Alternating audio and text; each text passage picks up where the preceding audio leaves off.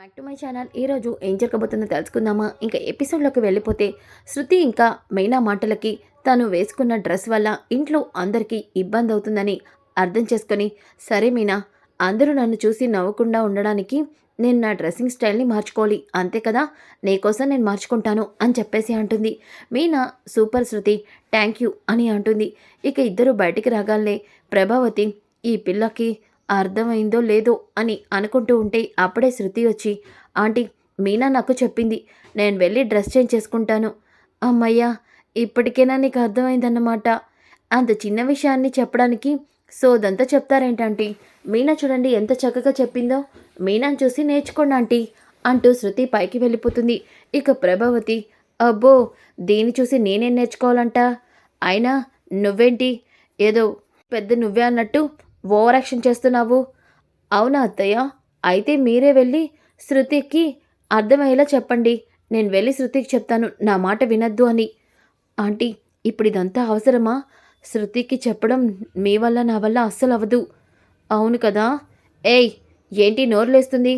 సర్లే, ఏదో ఒకటి, ముందు ఆ మిగిలిన గిన్నెలు తోమేసి వాటిని అదేసే. మీ ఆయన తెచ్చిన తందూరి చికెను బాగా తినొచ్చినట్టున్నావుగా. ఏ అత్తయ్య, మీకు కూడా కావాలా ఏంటి? ఉందో ఏంటి? అయిపోయింది అత్తయ్య, రేపు తీసుకురమ్మని చెప్తాను ఆయనతో. నాకేం అవసరం లేదులే, ఒక్కసారి తెస్తే వాడు 100 సార్లు తిప్పుతాడు అదే మాటలను.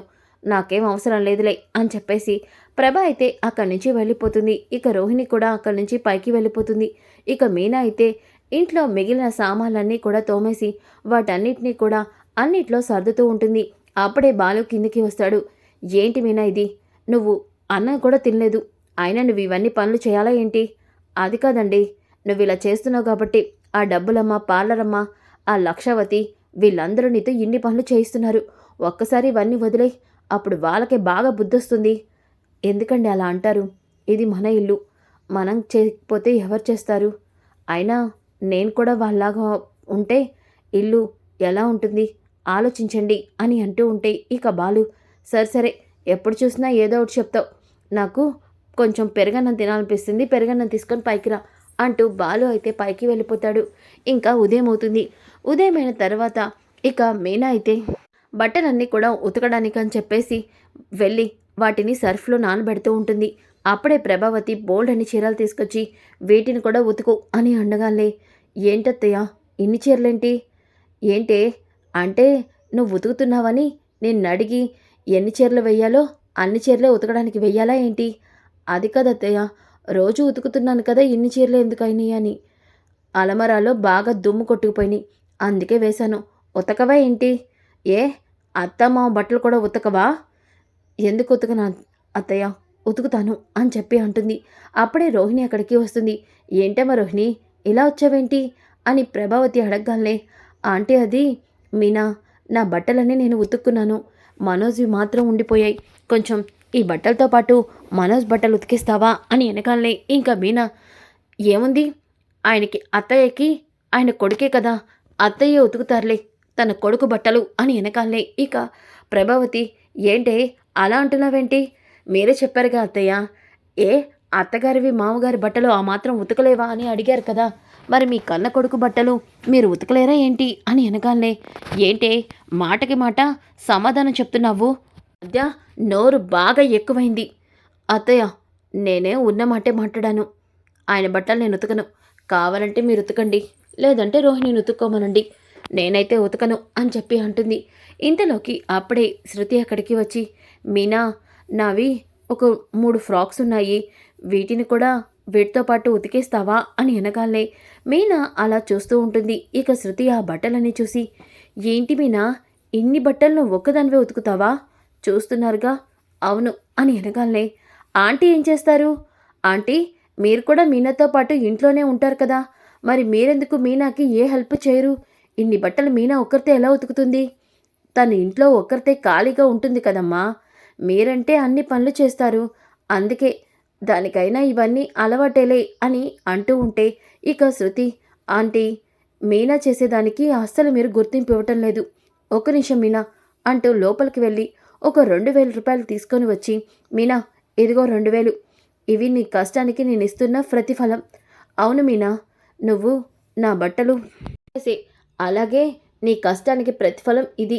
దీన్ని నేను నీకు గుర్తించాను అంటూ 2000 ఇచ్చి శృతి అక్కడి నుంచి వెళ్ళిపోతుంది. ఒక్కసారిగా మీనా కళ్ళల్లో నీళ్లు తిరుగుతాయి.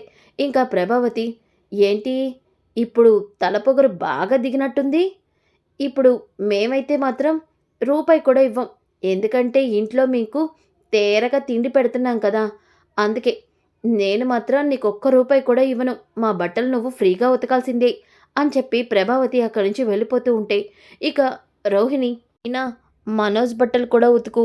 నేను కూడా నీకు ఒక 1000 రూపీస్ ఇస్తాను అని అనగానే ఇక మీనా రోహిణి వైపు కోపంగా చూస్తుంది. ఇక రోహిణి ఆ బట్టలక్కడ పడేసి లోపలికి వెళ్ళిపోతుంది.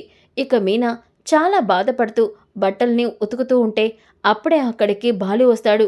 మీనా, ఏంటిది? ఇది ఇల్లు అనుకుంటున్నారా? లేదంటే ఏవైనా సకల సత్రం అనుకుంటున్నారా? ఇన్ని బట్టలు నువ్వు ఒక్కదాన్ని ఉతకడం ఏంటి? అది కాదండి. ఏయ్, ముందు నువ్వు లే లే అంటూ బాలు అయితే మీనాని తీసుకొని ఇక హాల్లోకైతే వస్తాడు. రాగాలనే ఇక సత్యం, ఏమైందిరా బాలు? నాన్న ఒక్క నిమిషం నువ్వు ఆగు నాన్న.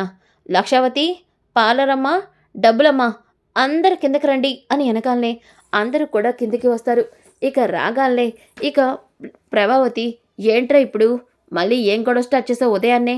గొడవ చేయడం కాదు, అసలు నా భార్యని మీ ఇంట్లో అందరూ ఏమనుకుంటున్నారు చెప్పండి.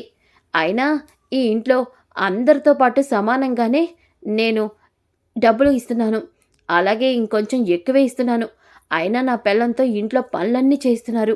అది సరిపోనట్టు నా పెళ్ళంతో అన్ని బట్టలు ఉతికిస్తారా? అసలు మీరందరూ ఆడవాళ్ళేనా? ఏ బాలు అని రోహిణి అంటుంది. మరి అలా అంటేనే నీకు అంత కోపం వస్తుంది. మరి ఒక్కరితే అన్ని పనులు చేస్తుంటే మీరందరూ ఇలా ఖాళీగా ఉంటున్నారు. కొంచెం కూడా మీకు బుద్ధిగా అనిపించట్లేదా అని వెనకాలనే ఇక మీనా, అది కదండి అని అంటూ ఇక తన చేతిలో ఉన్న 2000ని కింద పడేస్తుంది. ఇక బాలు, మీనా, ఈ డబ్బులేంటి? అది నేనే మీనాకి ఆ డబ్బులు ఇచ్చాను బాలు.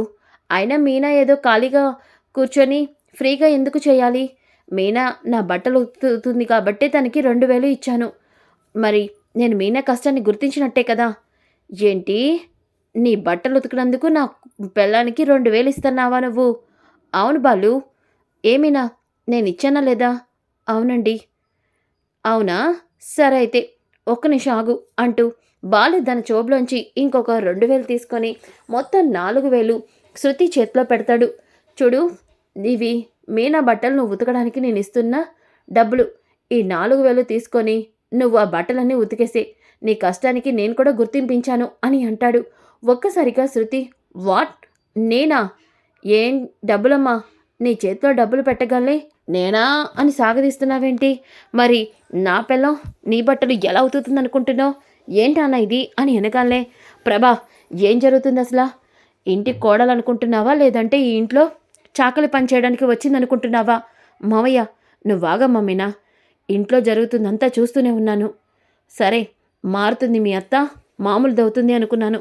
కానీ తన ప్రవర్తనలో కానీ తన బుద్ధిలో కానీ ఏ మార్పు లేదని అర్థమైపోయింది. ఏంటి ప్రభా ఇదంతా? ఏంటి? ఏమ్మా, మీరు కూడా ఈ ఇంటికి వచ్చిన కోడలే కదా? మరి మీన కూడా ఈ ఇంటికి మీతో పాటు వచ్చిన కోడలే కదా? అలాంటప్పుడు ముగ్గురు పనులని సమానంగా పంచుకోవాలి. పనిచేయడం రాకపోతే సహాయం చేయాలి. అంతేగాని తన పనికి వెల కడతారా? తను మీలాగే ఈ ఇంట్లో కోడలు. తను మీకంటే అందరికంటే ముందొచ్చింది ఈ ఇంటికి.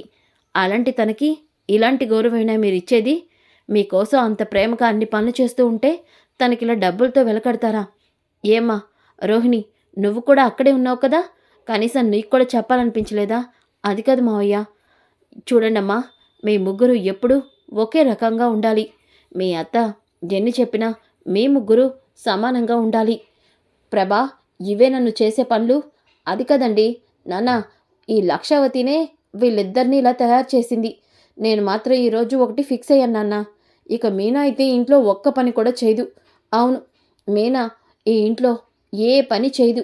ఎందుకంటే ఈ డబ్బులమ్మ, ఈ పాలరమ్మ ఇంట్లో పనులు చేస్తేనే మీనా పనిచేస్తుంది. వాళ్ళంటే డబ్బులు సంపాదిస్తున్నారా? నా పిల్లం డబ్బులు సంపాదించకపోయినా నేను వాళ్ళందరితో సమానంగానే నీకు డబ్బులు ఇస్తున్నాను కదా. అలాంటప్పుడు నా పిల్లం ఎందుకు ఇంట్లో పని చేయాలి? చేయదు. అలా అయితే వాళ్ళిద్దరు చేస్తేనే చేస్తుంది అని వెనకాలనే ఇక మీనా, నేను కూడా ఆయన చెప్పిందే వింటాను. అవును అని అంటుంది. ఇక ప్రభావతి, ఇదేంటి ఇలా ఇరుక్కుపోయాను? దీంతో పని చేయించి వీళ్ళని ఇంట్లోంచి పంపించేద్దాం అనుకుంటే, వీళ్ళేంటి ఇప్పుడు పనులన్నీ ముగ్గురికి అప్పగించాలంటున్నారు. ఇక సత్యం, చూడండమ్మా, రేపటి నుంచి ఇంట్లో ప్రతి పని మీ ముగ్గురు సమానంగా చేసుకోవాలి. ఈ విషయంలో మీ అత్తగారు అర్థం కాకపోతే మీతో చేయిస్తుంది అంటూ సత్యమైతే అక్కడి నుంచి వెళ్ళిపోతాడు. ఇక బాలు, అమ్మయ్యా, ఇప్పుడు ఈ పాలరమ్మ డబ్బులమ్మ తిక్క బాగా కుదురుతుంది. ఏ లక్షవతి, ఏంటి అలా చూస్తున్నావు? ఇప్పుడు ముగ్గురు కోడలికి సమానంగా పనులు సా అప్పగించు అంటూ అక్కడి నుంచి వెళ్ళిపోతాడు. ఇక ప్రభావతి మీనా వైపు కోపంగా చూస్తూ, నాకు తెలిసే నువ్వే కదా వాణ్ణి బాగా రెచ్చగొట్టి నా మీదకి పంపించింది. అత్తయ్య, నేనేది చెప్పను. అలా అని మీ అబ్బాయి ఎవరో చెప్తే వినే రకం కూడా కాదు. ఆ విషయం మీకు బాగా తెలుసు అంటూ మీనా అయితే అక్కడి నుంచి వెళ్ళిపోతుంది. ఇక శృతి, ఆంటీ, నిజంగానే నాకు బట్టలు ఉతకడం రాదు. మా ఇంట్లో వాషింగ్ మిషన్ ఉంది. అలాగే కుక్ చేయడానికి వంట మనిషి ఉంటాడు. ఇంట్లో క్లీన్ చేయడానికి వాక్యూమ్ క్లీనర్ ఉంటుంది. నాకు తెలుసమ్మా, నిన్నెవరు పని చేయమన్నారు? నేను చూసుకుంటాను కదా, నువ్వు వెళ్ళమ్మా. ఇక రోహిణి, కొంపతీసి ఆంటీ పనంతా నాతో చేయిస్తుందా ఏంటి? ఆంటీ, అది పార్లర్‌కి ఆలస్యం అవుతుంది. నాకు తెలుసమ్మా రోహిణి. అసలే నువ్వు పార్లర్‌కి ఓనర్‌వి. అన్నీ నువ్వే చూసుకోవాలి కదా! ఆ! అవునాంటీ. సరే అయితే నువ్వు వెళ్ళమ్మా, నేను చూసుకుంటాను అని అంటుంది. ఇక రోహిణి, హమ్మయ్య! ఆ ఆంటీతో ఎక్కడ దొరికిపోతానని భయం వేసింది. నేను గాని ఆ ఆంటీకి పార్లర్‌లో పనిచేస్తున్నానని తెలిస్తే పని అయిపోయినట్టే అని చెప్పేసి అనుకుంటుంది. ఇక ప్రభావతి అయితే మీనాతో పని చేయించకూడదు కాబట్టి ఆ బట్టలన్నీ తనే ఉతుక్కుంటూ ఉంటుంది. ఇక మీనా ఎళ్ళి వంట చేస్తుంది. ఇంతలోకి, ఆంటీ, నేను వంట చేసేసి కి వెళ్ళలేను. వంట మీరే చేసేయండి ఆంటీ అని రోహిణి వంట కూడా ప్రభావతికే అప్పగించేస్తుంది. ఇక ప్రభావతినే రోహిణి, శృతి తరపున పనులన్నీ కూడా తను ఒక్కరితే చేస్తూ ఉంటే మీనాకి అది చూసి జాలేస్తుంది. అత్తయ్య, నేను చేస్తాలే. ఎందుకు? నువ్వు చేసి మళ్ళీ మీ మావయ్యతో అలాగే మీ ఆయనతో కంప్లైంట్ ఇచ్చి నన్ను తిట్టించడానికా? పర్వాలేదులే, నేను చేసుకుంటాను అని చెప్పి చేసుకుంటూ ఉంటుంది. ఇంకా మధ్యాహ్నం అవుతుంది. మధ్యాహ్నం అయినాక ఇక ప్రభావతి, అవును, కా కామాక్షి ఏంటి ఇంకా రాలేదు అని అనుకుంటూ ఉంటే అప్పుడే కామాక్షి ఇంటికి వస్తుంది. వచ్చేసావా కామాక్షి? వచ్చాను ప్రభా. ఎక్కడికో వెళ్దామన్నావుగా? ఇంకెక్కడికి? మా రోహిణి బ్యూటీ పార్లర్కి. ఎందుకు ఇప్పుడు బ్యూటీ పార్లర్కి? నీకు తెలిసిన వాళ్ళ పెళ్ళేమైనా ఉందా ఏంటి? మరి నాకేంటి చెప్పలేదు వాళ్ళు? కామాక్షి, నాకు పెళ్ళేమీ లేదు. ఉగాది వస్తుంది కదా, మీ అన్నయ్య పల్లెటూరు వెళ్దామంటున్నాడు వాళ్ళ అమ్మగారి దగ్గరికి. అయితే అత్తగారింటికి వెళ్ళడానికి సోకులవుతున్నావు అన్నమాట. ఏయ్ కామాక్షి, అదేమీ లేదు. అసలే అది పల్లెటూరు. బాగా ఎండలుంటాయి, దుమ్ము ఉంటుంది. అక్కడ వాటర్ వల్ల ఎక్కడ మళ్ళీ నల్లబడతానని ఒకసారి బ్యూటీ పార్లర్కి వెళ్ళి ఫేషియల్ చేయించుకుందామని. అలాగే చాలా రోజులైంది పార్లర్ కూడా చూసి. అందుకే అక్కడికి వెళ్దామని పిలిచాను. నేను కూడా అయితే మన రోహిణి చేత ఫేషియల్ చేయించుకుంటాను ప్రభా. పద పద, అక్కడ మనకన్నీ ఫ్రీనే కదా అంటూ ప్రభావతి అలాగే కామాక్షి ఇద్దరు కూడా బ్యూటీ పార్లర్ దగ్గరికి బయలుదేరతారు. ఇక ఇంతలోకి ప్రభావతి, ఒకసారి రోహిణికి ఫోన్ చేద్దాముండు. కామాక్షి, ఫోన్ చేయాల్సిన అవసరం ఏముంది? నా కోడలు అక్కడే ఉంటుంది. ఒకవేళ లేకపోతే అందులో పనిచేసిన వాళ్ళకి నేనే వాళ్ళ అత్తగారిని కాబట్టి వాళ్ళే అన్ని పనులు చూసుకుంటారు. పద అని చెప్పి ఇద్దరు కూడా ఇంకా బ్యూటీ పార్లర్కి అయితే బయలుదేరతారు. ఇక ఇంతలోకి రోహిణి అయితే పార్లర్లో పనిచేసుకుంటూ ఉంటుంది. అప్పుడే ప్రభావతి, కామాక్షి అక్కడికి వస్తారు. రాగానే అక్కడ క్వీన్స్ బ్యూటీ పార్లర్ అని ఉండడంతో ఒక్కసారిగా ప్రభావతి, కామాక్షి షాక్ అయిపోతారు. ప్రభా, మనం వచ్చింది మన బ్యూటీ పార్లర్కేనా? రోహిణి బ్యూటీ పార్లరేనా ఇది? అవును, ఇదే కదా. కానీ నా పేరుండాల్సిన దగ్గర ఏదో పేరుందేంటి కామాక్షి? నాకు అదే అర్థం కావట్లేదు. మనం మర్చిపోయి వేరే ఫ్లోర్‌కొచ్చామేమో ఉండు అని చెప్పేసి అక్కడ ఉన్న వాచ్‌మ్యాన్‌ని పైకి రావడంతో, ఏ బాబు వాచ్‌మ్యాను, ఇది సెకండ్ ఫ్లోరేనా? అవును మేడం, సెకండ్ ఫ్లోరే ఇది. మరి ఇక్కడ ప్రభావతి బ్యూటీ పార్లర్ ఉండాలి కదా, ఏది? అదేంటి, ఆ బ్యూటీ పార్లర్‌ని ఎవరో మేడం కొనేసుకున్నారు కదా, అది కూడా క్వీన్స్ బ్యూటీ పార్లర్ అయ్యింది కదా, ఈ విషయం మీకు తెలీదా అని అనగానే ప్రభావతి అలాగే కామాక్షి ఇద్దరు కూడా షాక్ అయిపోతారు. ఇదేంటి, ఇది రోహిణి అమ్మేసిందా? నాకు చెప్పకుండా రోహిణి బ్యూటీ పార్లర్ అమ్మేయడం ఏంటి? నాకేం అర్థం కావట్లేదు. నాకు అర్థం కావట్లేదు ప్రభా. లోపలికి వెళ్దాం పదా అంటూ ఇద్దరు కూడా లోపలికి వెళ్తారు. వెళ్ళేసరికి రోహిణిని వాళ్ళ మేడం చటామడ తిట్టేస్తూ ఉంటుంది. చూడు, సమయానికి పార్లర్‌కి రావు. ఎప్పుడు చూసినా లేట్‌గానే వస్తావు. అది సరిపోనట్టు ఇప్పుడు ఉగాదికి సెలవులు కావాలా? ఇలా చేస్తే నిన్ను ఉద్యోగం నుంచి తీసేస్తాను. నీలాంటి వాళ్ళు చాలామంది నాకు దొరుకుతారు. ఏదో ఈ పార్లర్‌లో పని చేసుకుంటాను. ఈ పార్లర్ నువ్వు నాకే అమ్మావు కాబట్టి పోనీలే అని నిన్ను ఈ పార్లర్‌లో ఉంచితే ఇన్ని సెలవులు పెడతారంటున్నావా అని అనగానే, అది కాదు మేడం, ప్లీజ్ మేడం, నాకు ఈ ఒక్కసారి సెలవులు ఇప్పించండి అని అంటూ ఉంటే ఇక కామాక్షి, అదేంటి ప్రభా, రోహిణిదే ఈ పార్లరు అనుకుంటే రోహిణి ఏంటి ఆమెని బ్రతిమలాడుతుంది? అంటే నిజంగానే పార్లర్ అమ్మేసిందన్నమాట. రోహిణి పార్లర్‌లో పనిచేస్తుంటుందన్నమాట అని అనగానే ప్రభావతి షాక్ అయిపోతుంది. ఇంతలోకి తన ఫ్రెండ్ విద్య ఏమో ఇక రోహిణి దగ్గరికి వచ్చి రోహిణి ఫీల్ అవుతూ ఉంటే, బాధపడకు రోహిణి, ఎందుకలా ఫీల్ అవుతున్నావు? ఏం చేయమంటావే? నా కర్మ ఇలా ఉంటుందని అస్సలు అనుకోలేదు. అయినా నేను తలుచుకుంటే ఇప్పుడే ఇందులో ఉద్యోగం మానేయచ్చు. అలా మానేస్తే నువ్వే మీ అత్తగారి ముందు అడ్డంగా దొరికిపోతావు. ఇప్పటికే నువ్వు మలేషియాలో మీ నాన్నున్నాడని, నువ్వు కోటీశ్వరులవని అబద్ధాలు చెప్పావు. అలాగే ఈ పార్లర్ నీదన్నట్టు బిల్డప్ ఇస్తున్నావు మీ అత్తగారింట్లో. ఇప్పుడు ఈ ఉద్యోగం కూడా మానేసావనుకో, చేతిలో చిల్లి గవ్వ ఉండదు. అప్పుడు నీ గురించి అందరికీ నిజం తెలిసిపోతుంది. ఎందుకే అలా బెదిరిస్తున్నావు? అందుకే కదా ఈ మేడం ఎన్ని తిట్లు తిట్టినా ఈ పార్లర్లో పనిచేస్తున్నాను. కేవలం మా అత్తగారి కోసమే.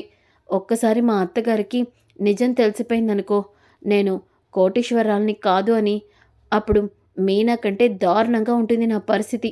చూస్తున్నాను కదా, అన్ని రకాలుగా చూసుకుంటున్న మీనా వాళ్ళనే మా అత్తగారు అంత అవమానిస్తుంది. చిల్లి గవ్వ కూడా లేని మమ్మల్నైతే ఇక కనీసం మనిషిలా కూడా చూడదు అని వెనకాలనే ప్రభావతి మొత్తం వినేసి కళ్ళు తిరిగినంత పనవుతుంది. ఇక కామాక్షి, ప్రభా ప్రభా పద అంటూ కామాక్షిని తీసుకొని ఇక ఇంటికైతే వచ్చేస్తుంది. ఇక కామాక్షి, అమ్మో అమ్మో, ఎన్ని అబద్ధాలు చెప్పింది రోహిణి. నిజంగానే రోహిణి మాటలు విని రోహిణి కోటీశ్వరాలనుకున్నాను. అసలు ఈ సంబంధం చేసిందే నువ్వు. అవును, రోహిణి కోటీశ్వరాలని, తనకి లక్షలున్నాయని చెప్పిందే నువ్వు. నీ మూలనే మనోజ్ గడికిచ్చి దాన్ని పెళ్లి చేశాను. అంతా నీ వల్లే అని చెప్పి కామాక్షిని తిడుతూ ఉంటే, బాబోయ్, ఈ ప్రభ నా మీద పడేలా ఉంది. ప్రభ, మీ అన్నయ్య వస్తున్నట్టున్నాడు, నాకు టైం అవుతుంది, వెళ్తున్నాను అంటూ కామాక్షి మెల్లిగా అక్కడి నుంచి వెళ్ళిపోతుంది. ఇక ప్రభావతి, ఎన్ని అబద్ధాలు చెప్పింది రోహిణి. చిల్లి గవ్వ కూడా లేదా? ఈ మనోజ్ గడికి ఇలా కావాల్సిందే అని అనుకుంటూ ఉంటే అప్పుడే మనోజ్ ఇంటికి వస్తాడు. ఇక ప్రభావతిని చూసి, అమ్మా అమ్మా, నువ్వు ఎలాగైనా రోహిణితో మాట్లాడించి వాళ్ళ నాన్నతో చెప్పి నాకు ఒక మంచి షోరూమ్ పెట్టించమని చెప్పమ్మా. ఇక నాకు ఈ ఉద్యోగాలు వెతికే సమస్య ఉండదు. ప్లీజ్ అమ్మా, నాన్న కూడా రోహిణి వాళ్ళ నాన్నతో మాట్లాడతాను అన్నాడు కదా, ఆ పనేదో చెయ్యమ్మా. డైరెక్ట్గా రోహిణిని అడగాలంటే నాకు ఏదోలా అనిపిస్తుంది. ఏంటి అనిపించేది? వాళ్ళకి చిల్లి గవ్వ కూడా లేదని తెలిస్తే వీడి గుండె ఆగిపోతుందేమో అని మనసులో అనుకుంటూ ఉంటే ఇక అప్పుడే రోహిణి ఇంటికి వస్తుంది. అమ్మ రోహిణి, పార్లర్లో చాలా కష్టపడినట్టున్నావు. అవునా ఆంటీ, పార్లర్ అంతా నేనే చూసుకోవాలి కదా. అందులోనూ పనిచేసే అమ్మాయిలు ఈ మధ్య బాగా సెలవులు పెడుతున్నారు.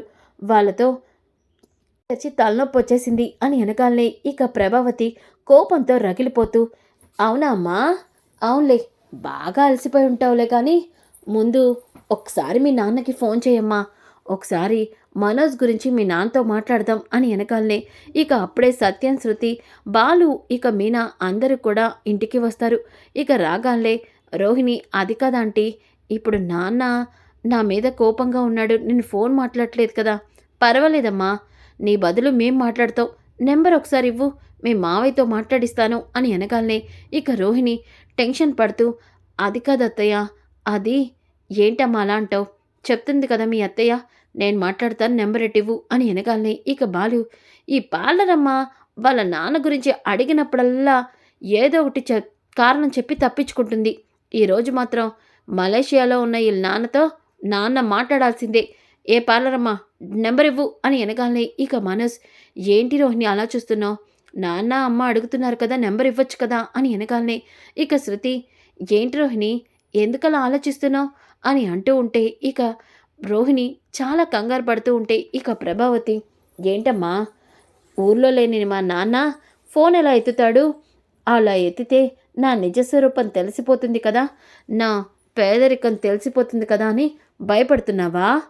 ఆంటీ, నోర్బై, నీ గురించి అంతా నాకు తెలిసిపోయింది అంటూ ప్రభావతి రోహిణి చెంప పగలగొడుతుంది. మనోజ్, బాలు, మీనా అందరూ కూడా షాక్ అయిపోతారు.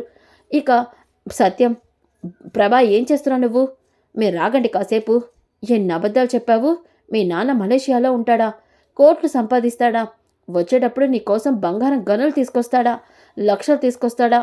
ఒరేయ్ మనోజ్, ఇది చెప్పిందంతా అబద్ధం రా. వీళ్ళ నాన్న లేడు, దీని దగ్గర చిల్లి గవ్వ కూడా లేదు. నేను ఎప్పుడు చూసినా తిడుతూ ఉంటానే ఆ మీనా కంటే ఇది దారుణమైన పరిస్థితిలో ఉందిరా అని అనగానే ఒక్కసారిగా మనోజ్ అలాగే బాలు అందరూ కూడా షాక్ అవుతారు.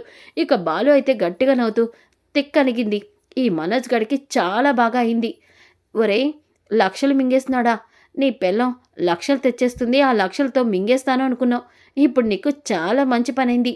ఏమ్మా లక్షవతి, లక్షలు తెచ్చే కోడలుందని రెచ్చిపోయావుగా, ఇప్పుడేమైంది అని వెనకాలే ఇక మీనా, ఎవండి మీరు ఆగండి అని అంటుంది. ఇక రోహిణి అయితే, ఆంటీ అది ఏంటి అది, లక్షలు ఉన్నాయి ఇది ఉన్నాయని మాయ చేసి నా కొడుకుని పెళ్లి చేసుకుంటావా అని వెనకాలే ఇక రోహిణి, ఏంటంటీ, నేనేదో మిమ్మల్ని మోసం చేశాను, మనోజ్ని పెళ్లి చేసుకున్నాను అంటున్నారు, మరి మీరు మోసం చేయలేదా? మనోజ్ నాతో పెళ్లి కాకముందే 40 లక్షలు తీసుకొని ఒక అమ్మాయి కోసం పెళ్లి పీటల మీద నుంచి పారిపోయాడు. ఆ విషయాన్ని మీరు నా దగ్గర దాచిపెట్టలేదా? చెప్పండి ఆంటీ, మరి మీరు చేసింది ఒక న్యాయం, నేను చేసింది ఒకటా అని ప్రభావతికి దిమ్మ తిరిగే షాక్ అయితే రోహిణి ఇస్తుంది. సో ఫ్రెండ్స్, కమింగ్ ఎపిసోడ్ చాలా ఇంట్రెస్టింగ్గా ఉంటుంది. Don't miss. ఈ వీడియో నచ్చితే తప్పకుండా లైక్ చేసి షేర్ చేయండి. Thanks for watching.